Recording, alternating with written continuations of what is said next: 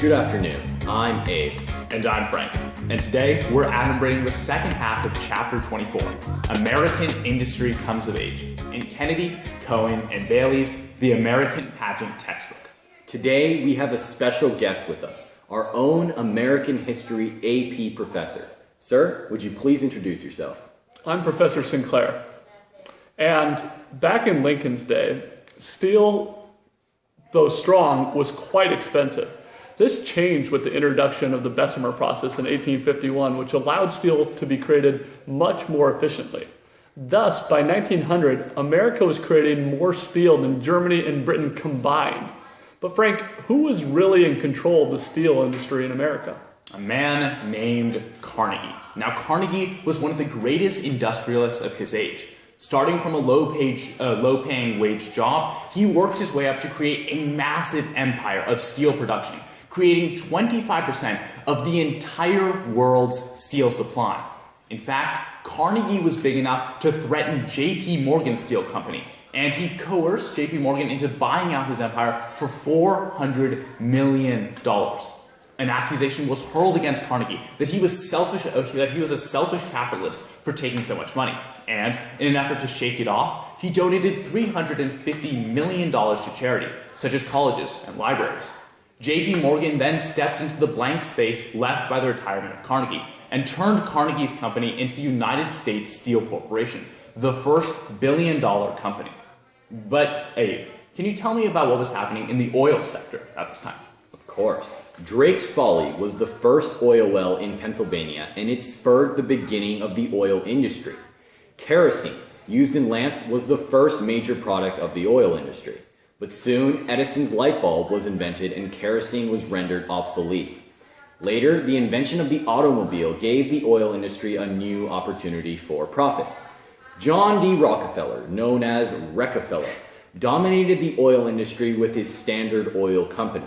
Rockefeller flourished with the contemporary free enterprise policies, and he employed a policy of rule or ruin. Basically, Rockefeller emphasized the need to completely dominate the oil industry or risk facing ruin. Rockefeller employed spies and obtained rebates or refunds from railroads to become the largest oil baron at the time. Despite his domination, Rockefeller's monopoly did produce oil products for a cheap price. To use all the expensive machinery well, Rockefeller had to consolidate the oil industry.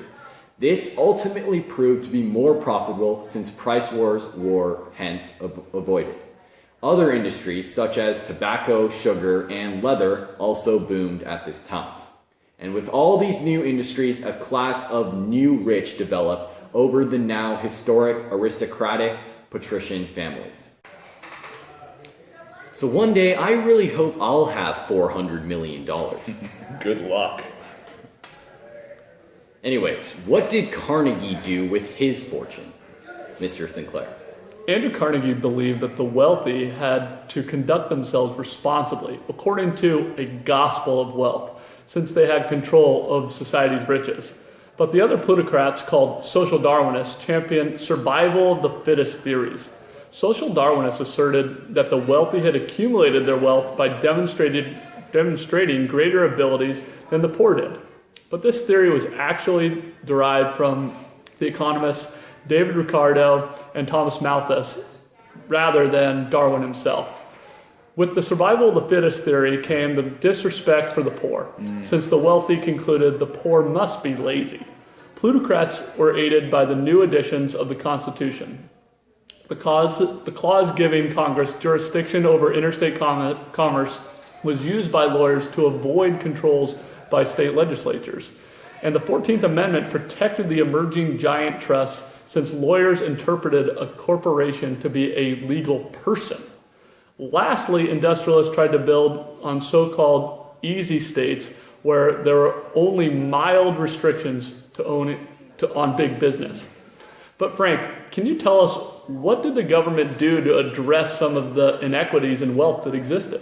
Well, in response to rising anger against these monopolies, the Sherman Antitrust Act was passed, which targeted bigness over badness in its effort to take down combinations in restraint of trade. Unfortunately, it contained several loopholes engineered by the lawyers of those big businesses, which were created by the corporate lawyers hired by people like Carnegie and Rockefeller. And in the end, the Sherman Antitrust Act was used more to target unions than it was to target corporations. But Abe, we've been talking mostly about what happened in the North with Carnegie and Rockefeller. Can you tell me what was happening in the South?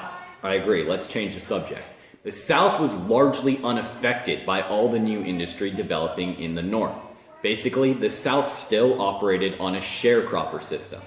But in the 1880s, James Buchanan Duke revolutionized the Southern agriculture when he mass-produced coffin nails, or machine-made cigarettes. Duke absorbed his main competitors and consolidated the tobacco industry, which was a familiar pattern at that time. Henry W. Grady, editor of the Atlanta Constitution, tried to encourage industrialization in the South by urging Confederates to become Georgia Yankees and outplay the North. But the South faced several barriers to industrialization. Railroads unfortunately charged higher fees for manufactured goods moving from south to north than from north to south. Birmingham steel, produced in Alabama, should have been very cheap and profitable for the South. But since railroads consistently charged a fictional fee, it became expensive and growth of the steel industry in the South was slowed. The South fared better with manufacturing cotton textiles since northern capitalists began to build cotton mills in the South because of tax benefits and cheap labor. Overall, cheap labor was the major attraction for the South, and thus factories and mills in the South came to utterly dominate their surrounding communities. Rural Southerners moved to cities to find employment, and although they were paid around only half the amount of workers in the North, many Southerners believed their jobs in the mills to be salvation. Mills also hired children and women and often gave families their only chance to remain together. All right, Mr. Sinclair, did the factory system eventually alter the American culture? Well, factory conditions were changing. Creativity and individual originality were suppressed, and manual skills were not valued very much. Overall, factories were depersonalized and conscienceless. The new machines often replaced workers, but eventually more jobs were created than were destroyed. The average manual worker still suffered, however, since employers could utilize the railroad network to ship in more and more unemployed workers that were willing to work for lower wages. Corporations were very powerful, and the workers were basically powerless. They could easily gather great amounts of wealth from stockholders. They could retain expensive lawyers, could bribe the local press, and could pressure politicians. And corporations had several methods of suppressing strikes.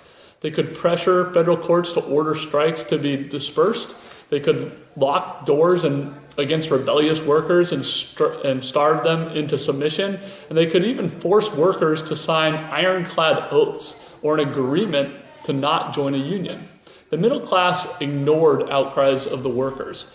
It was expected that every deserving laborer was capable of making their own way to the top of society. And strikes were viewed as unpatriotic and socialistic. Despite this, we know unions grew, but how successful were these unions at the time? Well, overall, organized labor unions remained very weak throughout the end of the 19th century. That said, the National Labor Union commanded 600,000 members at its height and campaigned for an 8-hour workday, but unfortunately excluded the Chinese. Unfortunately for unions, the harsh times of the panics and recessions usually led to a lowering of union membership. In fact, this led eventually to the decline of the National Labor Party. Into this void stepped the Knights of Labor, who used secrecy to prevent blacklisting and reprisals from corporations. And through persistence and organization, the Knights even managed to stage successful strikes against Jay Gould's railroad company in 1885. But Abe, can you tell me what led to the downfall of the Knights of Labor? Yes. Unfortunately for the Knights, they were implicated in the Haymarket Square incident, in which anarchists used a dynamite bomb to kill police and civilians during a protest. Unfortunately, members of the Knights of Labor were present at the protest, and the police implicated them in the bombing. The Knights of Labor were falsely linked to the anarchists, and thus their membership began to fall. Eventually, the governor of Illinois, John Altgeld, pardon the survivors, but the damage was done. The Knights were forever tied with the bombings in the eyes of the public. Additionally, the Knights of Labor included both skilled and unskilled workers in their ranks, which drastically cut the effectiveness of their strikes, since immigrant strikebreakers, or scabs, could be brought in by factory owners. So, Mr. Sinclair, after the Knights lost their joust with big business, was there a new labor union that arose to take their place? Yes, in 1886, Samuel Gompers established a new workers' union called the American Federation of Labor. Strangely enough, no individual worker was permitted to join the AFL since it was simply an association of national unions, not of workers. Gompers basically advocated better wages and working conditions and shorter hours. Gompers also pushed for the closed shop, or the practice of only allowing workers in unions to be hired for a given company. But overall, the AFL was not representative of all workers, since unskilled laborers, women, and blacks were expected to fend for themselves. Also, the AFL was not significantly involved in politics, but it did encourage members to vote for friends in elections. Labor disorders continued in this age of unions, and in total, workers won about half of their strikes. Slowly, the public recognized the right for workers to organize, bargain, and strike, but most employers still resisted organized labor, and it would still take several decades before labor was able to gain a position of equality. In conclusion, Chapter 24 serves to explain how the economy and social classes evolved in the late 1800s. Railroad barons and other plutocrats such as Carnegie, Rockefeller, and J.P. Morgan all pioneered new techniques to consolidate their industries, eliminate competition, and make hence great profits. Lastly, new opportunities opened up for the 19th century factory worker as new unions formed to unite the working classes in a common effort for better working conditions. Thank you for watching. Please like, comment, and subscribe. and we'll catch you guys next time.